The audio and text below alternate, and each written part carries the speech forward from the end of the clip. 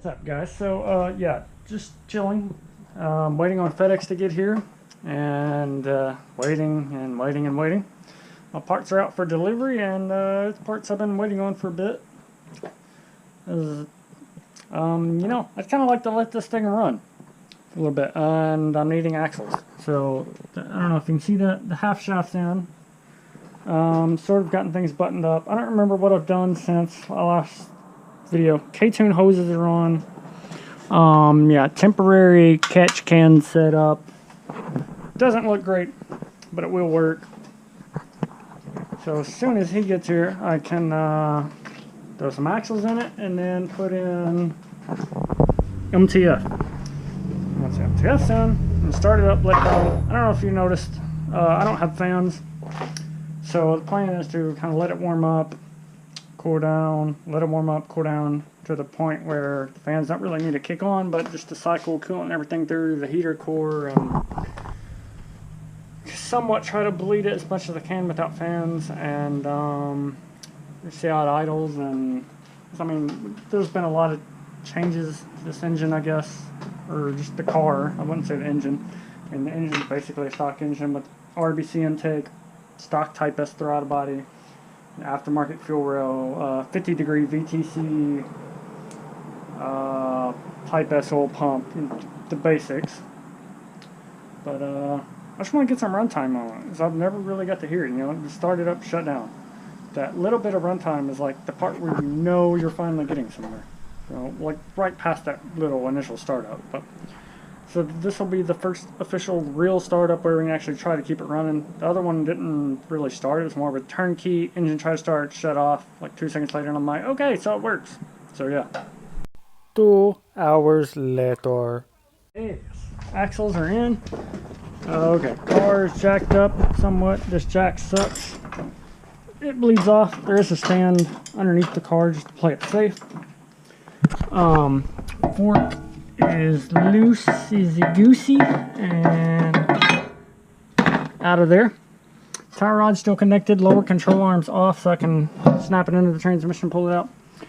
I can't really, it's going to be hard to record this, but I mean, you freaking pop it in, you tighten the nut, and you put the shit back on. So I'm going to do that real quick. Get some transmission fluid in this thing, and I'll tell you how it goes after it's done as far as fitment and everything. These are the 32 millimeter 500 horsepower insane shaft axles.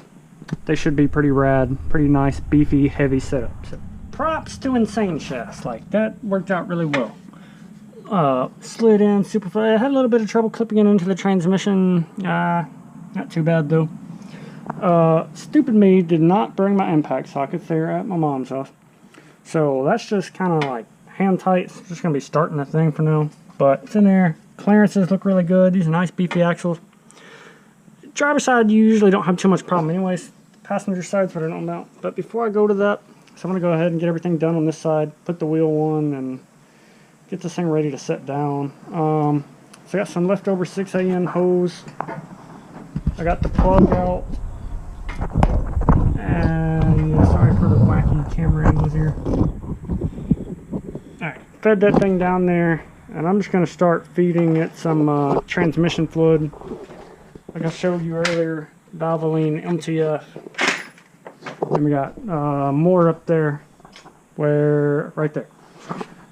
So I'm going to go ahead and put the 1.5 quart in it for now. It'll just be ever so slightly low. Probably not, because I never did fully drain it. But I'm going to do that real quick and go to the passenger side axle, I guess. Alright, fluid's in it. So it's got the hose kind of propped up there. That's such a long hose. Just going to go ahead and let it all run down. And after that, I'm going to go ahead and pop the plug in it. Throw this wheel back on. I'll go ahead and pull the stand and everything out from under on this side so I can have both jacks over there. So it's a little easier to have one jack under the car. And right now the stand's under the lower control arm, so I gotta pull them out. And then it's nice to have another one to lift the control arm up once you attach the fork to the control arm, then just lift it up to your coil over and then tighten it up. So yeah, just give this a good little shake here, and I'm gonna go ahead and pull that out and tighten the plug back up, and then get that wheel on. Alright, so the Insane Chefs don't specify whether, like, some of the axles, like Hassport and stuff, or Drive Shaft Shop, specifies, like, K-Swap EK stock subframe or EK K-Swap EG subframe. These don't specify. They work perfect for K-Swap EK EG subframe. Like, I don't know if you see, the axles are in there. The axle nut is sort of just like not tight, hand tight. Still got to lift the car back up, put cotter pins on it. Wheels are just on there, hand tight. Literally just trying to start it. That's all we're trying to get done right now. So I'm going to prime it. Make sure I haven't gained any random fuel leaks from, I don't know, something over time.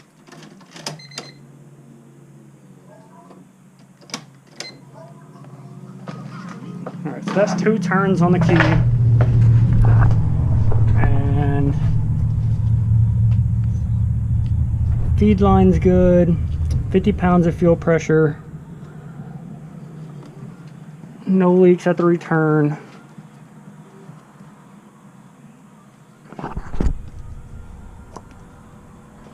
On here, I see no leaks. So just quick double check. Radiator cap's on, hoses are on and tight. I mean, I'm pretty sure we're ready for startup. So I'm gonna try to get some lights in here so you guys can actually see, and so I can see if there's any like leaks that show up after we started or anything. But here we go. So no shifter. So clutch in.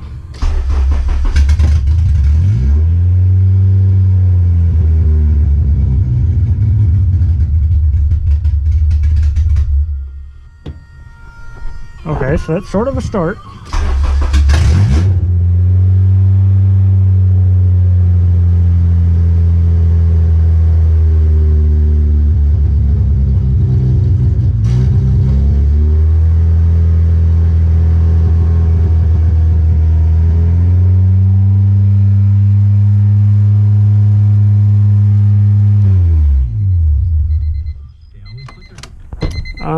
Yeah, ridiculously